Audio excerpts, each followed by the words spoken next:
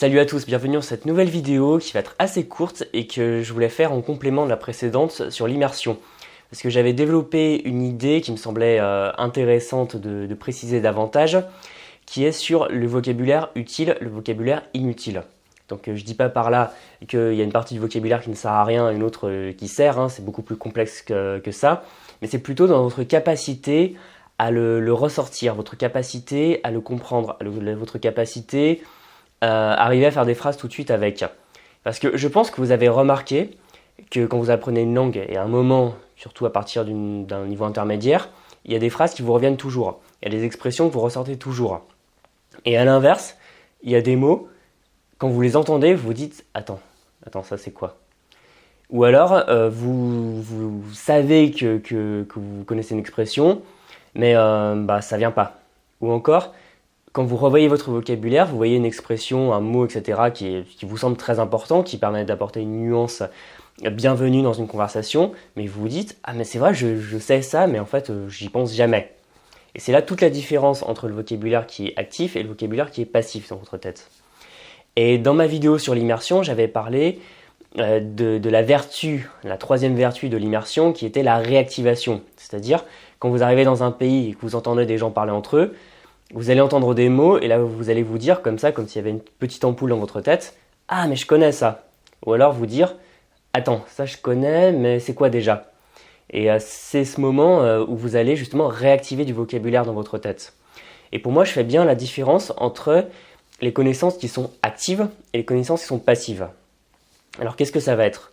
Alors pour moi, l'archétype de la connaissance passive, ça va être les dates d'histoire. Parce que je m'intéresse pas mal à l'histoire, mais honnêtement, le détail des dates, c'est-à-dire l'année, le mois d'un événement, franchement, en fait, la plupart du temps, je m'en souviens pas. Et d'ailleurs, à titre personnel, je pense que c'est pas si utile. Il faut arriver à savoir la chronologie, c'est-à-dire ce qui se passe avant ou après tel événement, parce que sinon c'est confus dans notre tête.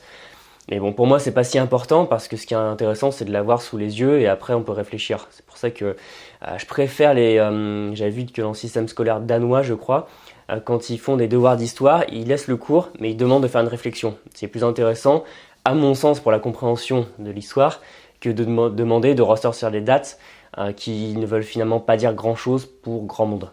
Bon, ça c'est la parenthèse. Le problème, c'est que pour une langue, franchement, vous ne pouvez pas avoir le luxe d'un chercheur. C'est-à-dire le chercheur, il faut qu'il ait des choses en tête pour faire voir des corrélations entre des éléments.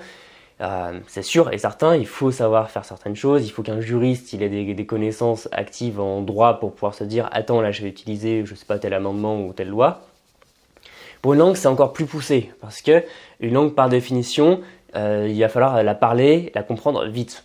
Donc vous pouvez avoir ce luxe, encore une fois, d'un peu de savoir passif, c'est-à-dire que, honnêtement, il y a plein de mots en français que je ne penserais jamais à utiliser, je ne sais même plus que je les sais, mais si je les vois dans un texte un peu intello, voilà, ça j'arrive à m'en souvenir. Et dans des langues que je maîtrise un plutôt haut niveau, j'ai aussi ce genre de mots que je ne penserais jamais employer parce que, honnêtement, ce n'est pas du vocabulaire de la vie de tous les jours, ni même du quotidien professionnel.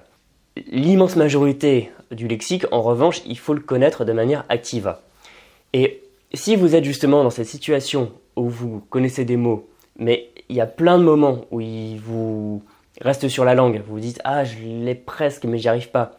Ou alors quand vous l'entendez, quand vous entendez des mots, des expressions, vous vous dites « Ah, je connais ça, je vais y arriver, je sais plus ». C'est justement peut-être que vous avez beaucoup de vocabulaire inutile. Le vocabulaire inutile, ça peut être quoi ?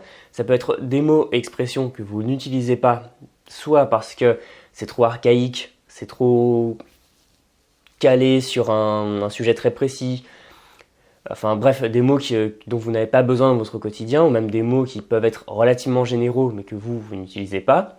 Ou alors ça peut être tout simplement du vocabulaire que vous avez appris, mais que vous n'avez jamais développer comme compétence, c'est-à-dire compétence langagière, c'est un mot, vous en avez besoin, vous l'utilisez. Pour décrire même une nuance, vous savez qu'il faut utiliser tel mot à la place de tel mot. Pour dire une expression, vous savez que c'est exactement comme ça. Quand vous l'entendez, quand vous le lisez, etc., vous savez immédiatement ce que c'est. Donc, si jamais vous êtes dans cette situation où vous remarquez qu'il y a plein de mots de vocabulaire que vous connaissez quand vous les lisez, mais que vous ne pensez pas utiliser. S'il y a plein de mots qui vous restent comme ça et que vous n'arrivez pas à faire passer dans la partie active, ça peut être intéressant de faire un diagnostic et vous demander si d'une part il n'y a pas plein de mots que vous avez appris et qui ne vous servent strictement à rien. C'est vraiment courant parce que c'est l'archétype de la personne qui vient me voir en disant alors j'ai appris 1000 mots, j'ai téléchargé une liste sur Anki et je l'ai apprise mais honnêtement je m'en souviens pas. Ou alors est-ce que ce n'est pas un défaut dans votre apprentissage, dans votre manière, votre méthode de mémorisation du vocabulaire? Parce que ce qu'il faut savoir, c'est que je cite assez souvent une étude qui est très éclairante à ce niveau, qui est de Cross et Karpike. Bon, je suppose que c'est comme ça, hein. C'est vrai que les mots étrangers prononcés en anglais, ça peut être assez surprenant. Donc une étude qui montre une comparaison entre différentes manières d'apprendre, avec la manière d'apprendre de ce qu'on appelle le rappel passif, autrement dit la relecture. Je veux me souvenir d'une info, donc je la relis. Et le rappel actif, c'est-à-dire se faire violence pour faire ressortir soi-même une information. Et en plus, la mnémotechnique, c'est-à-dire utiliser des méthodes, des images qui vont créer des associations parce que le cerveau marche par association d'idées. Et ce qui s'est avéré, c'est que entre du rappel passif, de relecture, du rappel actif, c'est-à-dire où on se force à ressortir les informations, on se souvient 2 fois mieux des informations. Et si vous faites du rappel actif avec de la mnémotechnique, par rapport à la simple relecture, on se souvient 3 fois mieux. Et ça, il ne faut pas chercher plus loin parce qu'il y a plein de gens qui viennent me voir avec un problème dans leur apprentissage. Il n'y a pas de problème, hein, on arrive toujours à un moment où on bloque. Et ce que je vois assez souvent, c'est que finalement, il y a soit une mauvaise méthode, c'est-à-dire le vocabulaire entre guillemets mal appris, c'est-à-dire qu'il pourrait être appris plus vite avec des meilleures techniques, et une concentration sur du vocabulaire qui n'est pas forcément utile. Et ça, c'est le problème encore une fois avec les listes ou même les méthodes qui peuvent vous faire passer du vocabulaire qui est en apparence utile, mais qui en fait dans la vie de tous les jours n'est pas très efficace. Il vaut mieux d'ailleurs, quand vous commencez à apprendre une langue, vous concentrer sur des phrases toutes faites que vous pouvez ressortir et comprendre, et commencer à écouter des gens et voir ce qu'ils sortent dans la vie de tous les jours. Ça vous donne déjà une énorme base, une énorme ressource pour commencer à apprendre du vocabulaire utile.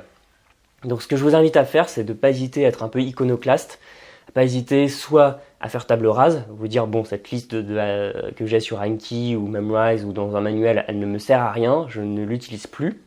Ou alors à revenir en arrière, c'est-à-dire tout ce que vous avez appris pendant des mois voire des années, vous dire bon bah alors ça je le sais mais que de manière passive. Et donc refaire de l'apprentissage actif, c'est-à-dire l'utiliser principalement.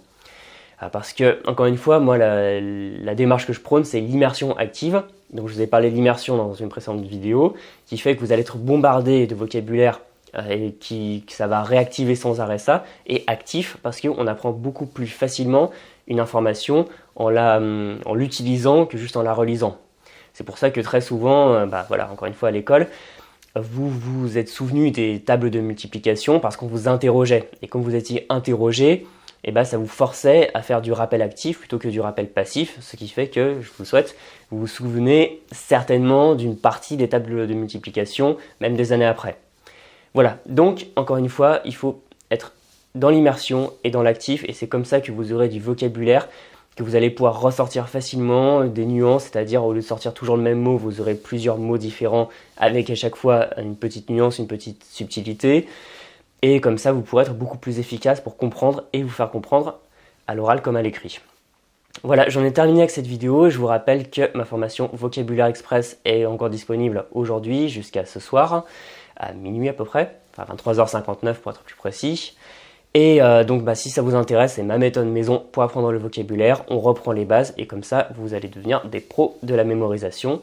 Et voilà, donc c'est disponible jusqu'à ce soir et comme ça, la semaine prochaine, je serai disponible pour vous conseiller personnellement par email. Si cette vidéo vous a plu, n'hésitez pas à me laisser un pouce, à vous abonner en cliquant sur la petite cloche, comme ça vous aurez les notifications, ce sera beaucoup plus utile. Et je vous dis à très bientôt dans une prochaine vidéo. Salut!